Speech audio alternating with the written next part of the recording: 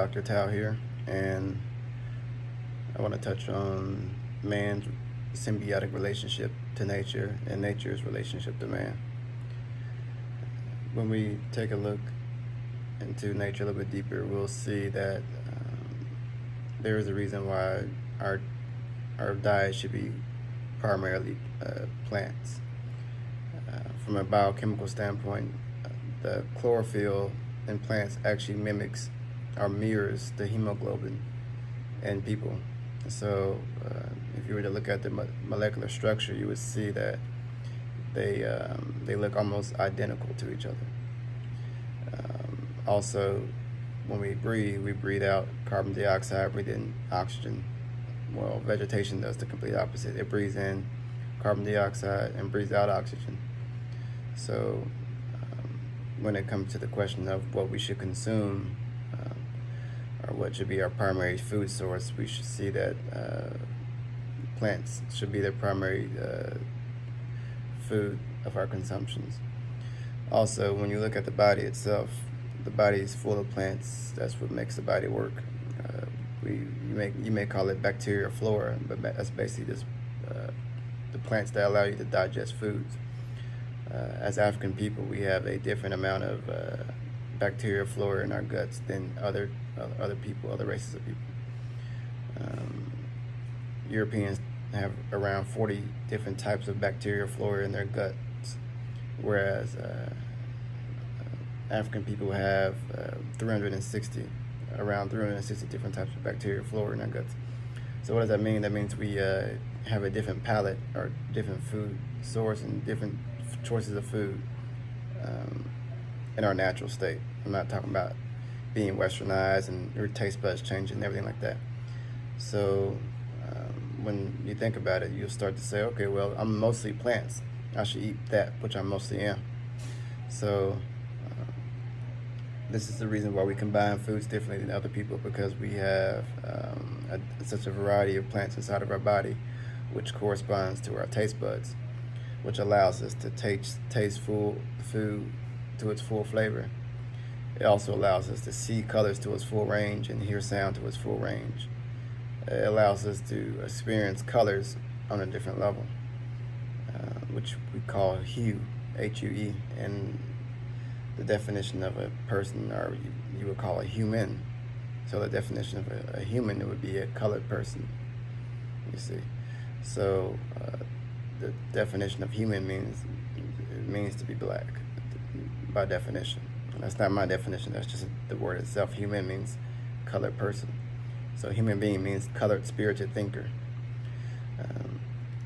Now, if we're really trying to understand how nature works, you would see that trees themselves are able to walk.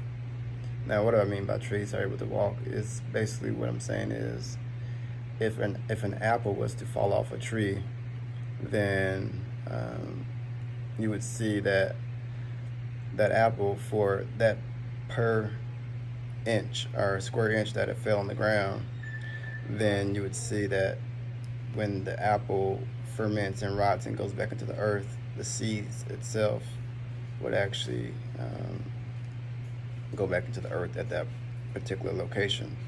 So if an apple were to fall from a tree, then that location that it fell onto would sprout up and eventually grow another tree, another apple tree. And that would happen at a circumference range of that tree. So as time progressed, you would see that that apple or that tree would continue to, procreate itself, and it would move and move, and that would eventually create a forest. So why am I saying this? Well, plants are what you would call photosynthetic. So they get their energy from the sun, primarily. Whereas people or human beings are what we call photovoltaic. And that means we can also get our energy from the sun. Actually, the sunlight can actually curb your appetite. So what I'm saying is, eating food itself is actually a secondary or tertiary way of consuming energy. You want to primarily get your energy source from the sun itself. So when it comes to eating, if you were to choose a food source, then the next thing you would choose outside of sunlight and water would be something of a plant, because that's what we call levels of nature. We would say that that's a higher vibrational nature than animal food sources. On top of that, most of the choices that people eat when it comes to eating animals are those animals that consume primarily vegetation. So when it comes to eating, bovines or cows or chickens and things of that sort, those are animals you're choosing because they have somewhat of a clean diet. So kind of involuntarily, subconsciously, we're choosing animals that have a healthier way of consuming foods. So why not go directly to the food source itself? So animals are not able to develop B12 like we think they do. They're getting B12 from the vegetation, so this whole B12 deficiency thing is not actually accurate. Also, the proteins, your animals that are the strongest and live the longest and the biggest are actually those animals that consume vegetation, primarily vegetation. So nature has a way of showing us, okay, if you want to be this way or behave this way, then eat like this. So nature says, okay, this is how if you eat like this, you'll behave like this. So diet and behavior go hand in hand. Understand that the body is mostly comprised of plants. You are plants, and you should eat primarily what you are from a logical standpoint. This is not to bash on anybody who consumes other types of foods, but this is just from a scientific standpoint, which is also a spiritual standpoint of why we consume certain types of food and why we should try to limit or stay away from other types of food, or what you call food. It basically is food contraband. It looks like food, smells like food, but it's not really food.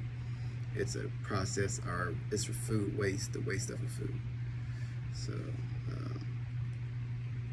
I'll keep this video short. If you have any questions, comments, leave them in the comment section.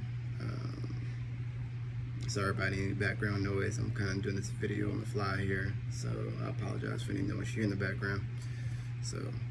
But go ahead and comment, subscribe to the channel, and I'll catch up with you guys later. Have a beautiful day.